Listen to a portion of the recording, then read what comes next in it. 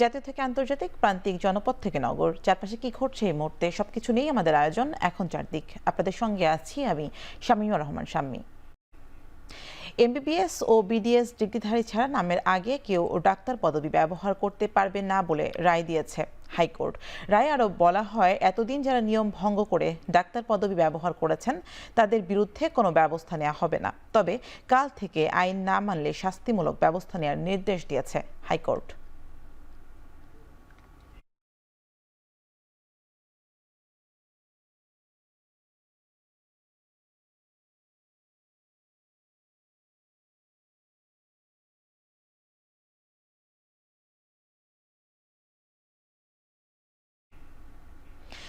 কেন্দ্রীয় শহীদ মিনারে রায়ের প্রতিক্রিয়ায় কথা বলছেন কর্মবিরতিতে থাকা ইন্টার্ন চিকিৎসকরা। আমরা সরাসরি চলে যাচ্ছি সেখানে।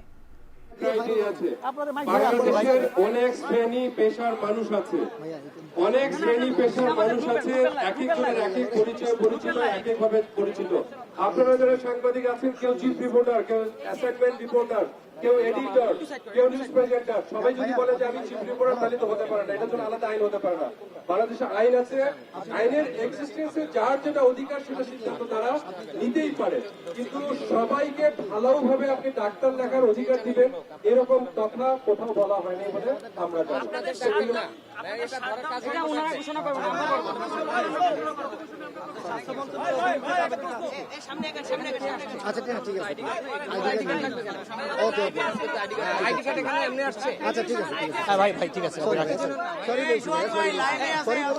ভাই কথা বলেন, আপনার কথা তো মেনে নিচ্ছি, উনি কেন কথা বলছেন? আপনার তো আমি কিছু বলিনি, উনি কেন কান থেকে বলেন? কিছু বলছেন না, আপনি আপনার কথা তো বলি নাই। ভাই চুপ করুন। আপনাদেরকে অতি আনন্দের সাথে জানাতে চাই,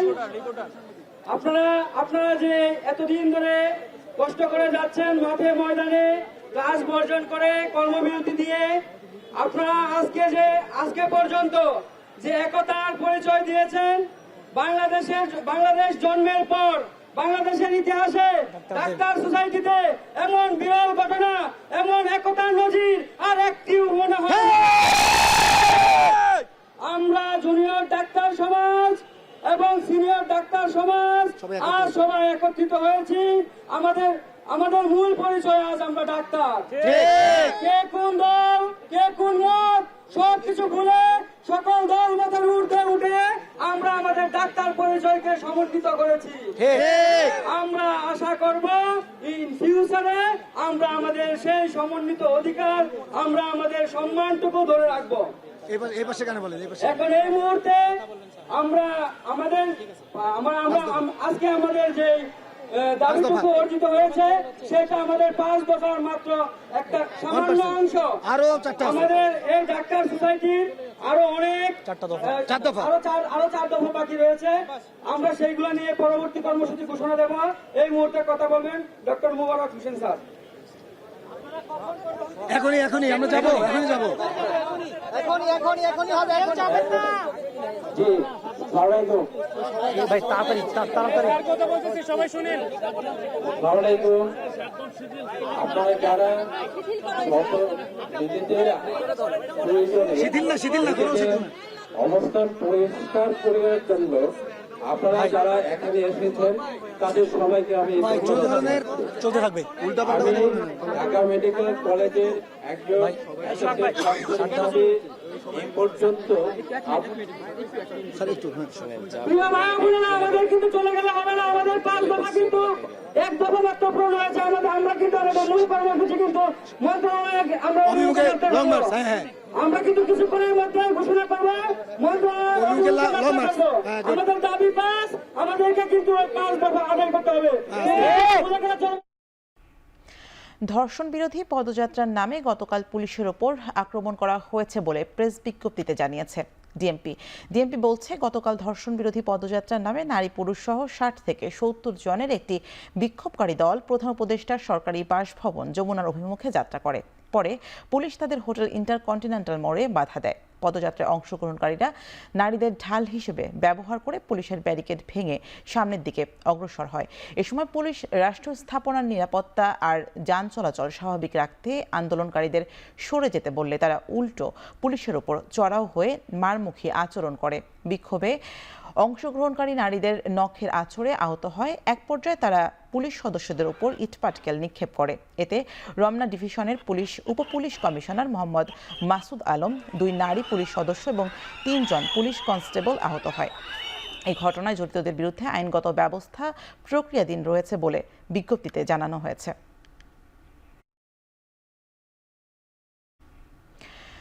যৌন নিপীড়ন করায় ক্ষিপ্ত হয়ে রাজধানীর উত্তরখানের হাবিবুল্লাহ বাহার কলেজের উপাধ্যক্ষ সাইফুর রহমান ভূঁইয়াকে হত্যা করে সে বাসায় আশ্রয় নেওয়া রূপা ও নাজিম দম্পতি। সকালে সংবাদ সম্মেলনে তথ্য জানান ঢাকা মহানগর গোয়েন্দা পুলিশের উপপুলিশ কমিশনার মহিদুল ইসলাম। ওই দম্পতি দাবি করেন নিজ বাসায় আশ্রয় দিলেও বিভিন্ন সময় রূপাকে যৌন হয়রানির চেষ্টা করে সাইফুর রহমান। এছাড়া নানাভাবে নির্যাতনও করেন। 9 মার্চ রাতে রূপাকে শ্লীলতাহানি করার সময় ধারালো অস্ত্র দিয়ে কলেজ অধ্যক্ষকে আঘাত করে পালিয়ে যান স্বামী ও স্ত্রী। পরবর্তীতে রাজধানীর একটি হাসপাতালে মারা যান সাইফুর রহমান। এরপর মঙ্গলবার সন্ধ্যায় অভিযান চালিয়ে ফরিদপুর থেকে রূপা ও নাজিমকে গ্রেপ্তার করে ঢাকা মহানগর পুলিশ। ফরিদপুর থেকে দুজনকে স্বামী স্ত্রী দুজনকে গ্রেপ্তার করে আমরা নিয়ে আসার পরে আমরা জিজ্ঞাসাবাদ করে যে বক্তব্য দিয়েছি, যে স্বীকার করেছে যে তার এই বিভিন্ন সময়ে এই সাইফুর রহমান তাকে শ্লীলতাহানি করত, তাদের যৌন লালসা তার পূরণ করার জন্য নানাভাবে তাকে যৌন নির্যাতন করত। সে যখন বাইরে যেত তাকে তালা দিয়ে রেখে যেত। সংস্কারের সুযোগে আওয়ামী লীগ যেন মাথাচাড়া দিয়ে উঠতে না পারে সেদিকে সতর্ক থাকার আহ্বান জানিয়েছেন বিএনপি চেয়ারপারসনের উপদেষ্টা জয়নুল আবেদিন ফারুক। সকালে জাতীয় প্রেস ক্লাবে নারীর বিরুদ্ধে সহিংসতা ও আইন শৃঙ্খলা পরিস্থিতি অবনতির প্রতিবাদে আলোচনা সভায় কথা বলেন তিনি। জনগণের আশা আকাঙ্ক্ষা পূরণ করতে দ্রুত নির্বাচন দেওয়ার তাগিদ দেন তিনি। বলেন, ফ্যাসিবাদের বিচার নিশ্চিতে দ্রুত সময়ে নির্বাচন প্রয়োজন। শেখ পরিবারকে গণতন্ত্রের হত্যাকারী উল্লেখ করে দ্রুত তাদের আইনের আওতায় আনার দাবি জানান। নারীকে সহিংসতার বিপক্ষে সবাইকে আওয়াজ তোলার আহ্বান জানান জয়নুল আবেদিন ফারুক। সংস্কার অবশ্যই করবেন। সংস্কারের নামে আবার আওয়ামী প্রতাত্তারা সুযোগ বুঝে কোপ মারবে। এটা থেকে বিরত থাকতে হলে আপনাকে অনতি বিলম্বে একটি নির্বাচনের ম্যাপ দেওয়া উচিত, রোড ম্যাপ দেওয়া উচিত। কিন্তু আমি বুঝতে পারি রাজধানীর মহাখালীর 7তলা বস্তিতে আগুনে পুড়ে গেছে অসংখ্য ঘর। সেহরির প্রস্তুতির মধ্যেই ভোররাতে এই আগুনে সহায় সম্বল হারিয়ে নিঃস্ব হয়ে পড়েছেন কয়েকশো পরিবার। মঙ্গলবার দিবাগত রাত 3:30টার দিকে অগ্নিকাণ্ডের সূত্রপাত ঘটে। খবর পেয়ে ফায়ার সার্ভিসের প্রথমে একটি ইউনিট ও পরে আরও 8টি ইউনিট আগুন নেভানোর কাজ শুরু করে। প্রায় 2 ঘন্টার চেষ্টায় আগুন নিয়ন্ত্রণে আসে। তবে এই ঘটনায় কোনো হতাহতের ঘটনা ঘটেনি। তদন্তের পর ক্ষয়ক্ষতির প্রকৃত চিত্র পাওয়া যাবে বলে জানিয়েছে ফায়ার সার্ভিস। 3:40 সময় আমরা মেসেজ পাই। তো এই মেসেজ পাওয়ার সাথে সাথে আমাদের নিয়ারেস্ট যে fire station Tejgaon fire station সেটা আসে। সেখান থেকে 3টে ইউনিট আসে প্রথম। আসার পর আগুনের ভয়াবহতা যখন দেখছে, ভয়াবহতা দেখে তারা এই ফার্স্ট রেসপন্ডিং অফিসার সাহায্য চায় পর্যায়ক্রমে আমাদের 5টা স্টেশন থেকে মোট 12টি ইউনিট আসে। তথ্য শুধু সংখ্যা নয়, সঠিক তথ্যের মাধ্যমে পরিকল্পনা ও নীতি বাস্তবায়ন সহজ হয় বলে মনে করেন এসডিজির মুখ্য সমন্বয়ক লামিয়া মোর্শেদ। বুধবার পরিসংখ্যান ব্যুরোর এসডিজি স্ট্রাইকারের সবশেষ সংস্কারের উদ্বোধন অনুষ্ঠানে কথা বলেন তিনি। এ সময় তিনি আরও বলেন, জুলাই বিপ্লবের মাধ্যমে রাষ্ট্র সংস্কারের যে সুযোগ তৈরি হয়েছে তা যোগ্যতা, সমতা ও সমবন্টনের মাধ্যমে এসডিজির লক্ষ্য পূরণের চেষ্টা করা হচ্ছে, যেখানে কেউ পিছিয়ে থাকবে না। এছাড়া দরিদ্র দূরীকরণ, কর্মসংস্থান বৃদ্ধির মাধ্যমে বেকারত্ব হ্রাস সহ কয়েকটি ক্ষেত্রে সূচক শূন্য নামানোর লক্ষ্যে নিয়ে কাজ করছে অন্তর্বর্তী সরকার। এদিকে জাতিসংঘের এসডিজি বিষয়ক সম্মেলনে তৃতীয়বারের মতো নতুন কাঠামো নিয়ে বাংলাদেশ অংশগ্রহণ করতে যাচ্ছে বলে জানান লামিয়া মোর্শেদ।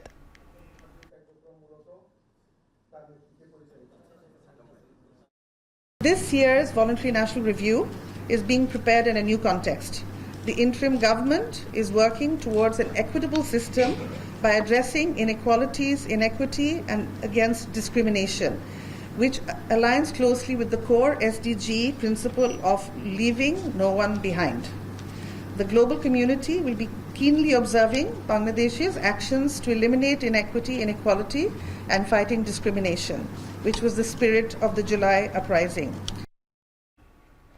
বিশিষ্ট ব্যবসায়ী অ্যাপেক্স গ্রুপের চেয়ারম্যান ও তত্ত্বাবধায়ক সরকারের সাবেক উপদেষ্টা সৈয়দ মঞ্জুর এলাহি মারা গেছেন।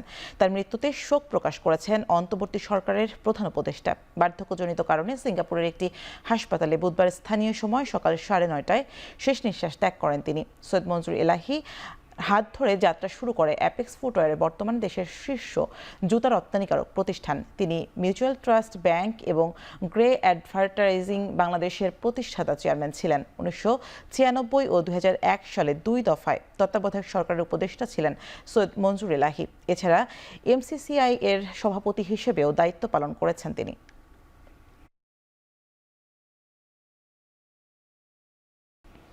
পাকিস্তানের বেলুচিস্তানে নিরাপত্তা বাহিনীর রাতভর অভিযানে 155 আরোহী উদ্ধার হলেও অবসান ঘটেনি ট্রেন ছিনতাই ও জিম্মি দশার। বন্দুকযুদ্ধে নিহত হয়েছে কমপক্ষে 27 জন বিচ্ছিন্নতাবাদী। বেলুচিস্তানের রাজধানী কোয়াটা থেকে খাইবার পেখতুনখোয়ার পেশোয়ারা যাওয়ার পথে মঙ্গলবার বিকেলে ছিনতাই হয় যাত্রীবাহী ট্রেনটি। স্থানীয় সংবাদ মাধ্যম জিও ও ডনের সবশেষ প্রতিবেদনে বলা হয়, বেলুচিস্তানের বোলান জেলায় ছিনতাইকারীদের শিকার জাফর এক্সপ্রেসের 9টি বগিতে 400 থেকে 500 আরোহী ছিল। নিরাপত্তা বাহিনীর অভিযানে 155 জনকে জীবিত উদ্ধার করা সম্ভব হলেও এখনও জিম্মি নারী শিশু সহ 300 থেকে 400 যাত্রী। জানা গেছে, আন্তর্জাতিক পরিষেবার মাধ্যমে স্যাটেলাইট ফোন ব্যবহার করে যোগাযোগ করছে হামলাকারীরা।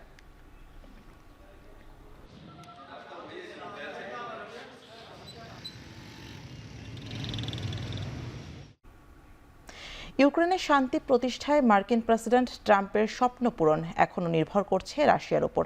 তার ঘনিষ্ঠ মিত্র রুশ প্রেসিডেন্ট ভ্লাদিমির পুতিন যুদ্ধবিরতির প্রস্তাবে কী পদক্ষেপ নেবেন সেটাই তাকিয়ে আছে বিশ্ব। যুক্তরাষ্ট্রের দেয়া 30 দিনের যুদ্ধবিরতির প্রস্তাবে সম্মত হয়েছে ইউক্রেন। বিনিময়ে গোয়েন্দা তথ্য ও সামরিক সহায়তা নিয়ে ইউক্রেনের ওপর থাকা সব নিষেধাজ্ঞা তুলে নেওয়ার প্রতিশ্রুতি দেয় ওয়াশিংটন। সৌদি আরবে অনুষ্ঠিত বৈঠকের পর যৌথ এক বিবৃতিতে বিষয়গুলো নিশ্চিত করেন দুই দেশের পররাষ্ট্রমন্ত্রী। ইউক্রেন প্রেসিডেন্ট জেলেনস্কি সৌদি আরব সফরে থাকলেও বৈঠকে অংশ নেননি, তবে তিনি যুদ্ধবিরতির প্রস্তাবকে স্বাগত জানিয়েছেন। ট্রাম্পের আশা, রাশিয়াও এই প্রস্তাবে সাদরে গ্রহণ করবেন। এর আগে ইউক্রেনের বিরল খনিজ চুক্তি নিয়ে সমঝোতায় পৌঁছাতে আলোচনায় বসে যুক্তরাষ্ট্র। সে বিষয়ে সম্ভাব্য একটি চুক্তিতে পৌঁছানোর ব্যাপারে আশাবাদী দুই দেশ।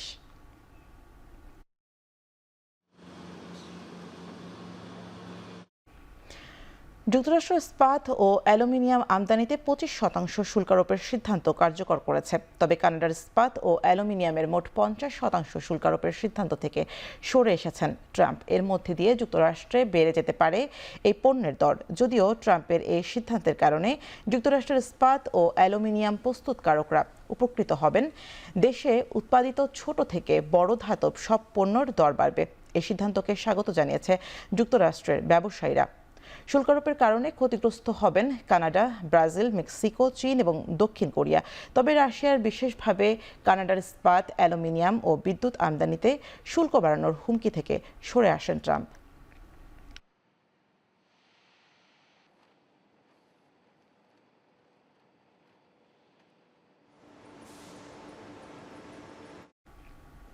গ্রিনল্যান্ডের সাধারণ নির্বাচনের গুরুত্ব পেয়েছে মার্কিন প্রেসিডেন্ট ট্রাম্পের ভূখণ্ড দখলের পরিকল্পনার বিরুদ্ধে লড়াই করার বিষয়। ভোটগ্রহণ শেষে এখন পর্যন্ত ক্ষমতাসীন বামপন্থী ইনুইট আতাকাত্তিগিট দল কিছুটা এগিয়ে আছে। আর্কটিক দ্বীপের 72টি ভোট কেন্দ্রের প্রায় সবগুলোই ভোটার উপস্থিতি ছিল চোখে পড়ার মতো। পরে ভোটারদের চাপে ভোটদানের সময় আরও আধা ঘন্টা বাড়ানো হয়। স্বায়ত্তশাসিত এই অঞ্চলে মোট ভোটার সংখ্যা ছিল 40,500। ভোটগ্রহণ শেষ হওয়া মাত্রই ক্ষমতাসীন দলের সমর্থকেরা পতাকা হাতে রাস্তায় নেমে উল্লাসে মেতে ওঠেন। তবে আনুষ্ঠানিকভাবে নির্বাচনের ফলাফল ঘোষণায় আরও কয়েকদিন সময় লাগতে পারে। নৌকা, বিমান ও হেলিকপ্টার করে প্রত্যন্ত ও দুর্গম এলাকায় ব্যালট পাঠানো হয়েছে। সেগুলোর ফলাফল সংগ্রহ না করা পর্যন্ত ফলাফল ঘোষণা করা হবে না বলে জানিয়েছে গ্রিনল্যান্ডের নির্বাচন কমিশন।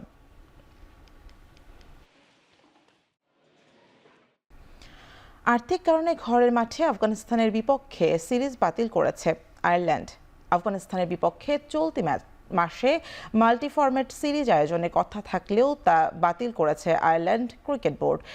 এফটিপি অনুযায়ী আফগানদের বিরুদ্ধে একটি টেস্ট, 3টি ওডিআই ও 3টি টি20 খেলার কথা ছিল, তবে আর্থিক কারণে বাতিল হয়েছে এই 7টি ম্যাচ। ক্রিকেট আয়ারল্যান্ডের প্রধান নির্বাহী বিষয়টি নিশ্চিত করেছেন। 2017 সালের পূর্ব সদস্যদের দেশ হওয়ার পর ঘরের মাঠে মাত্র 10টি টেস্ট খেলেছে আইরিশরা।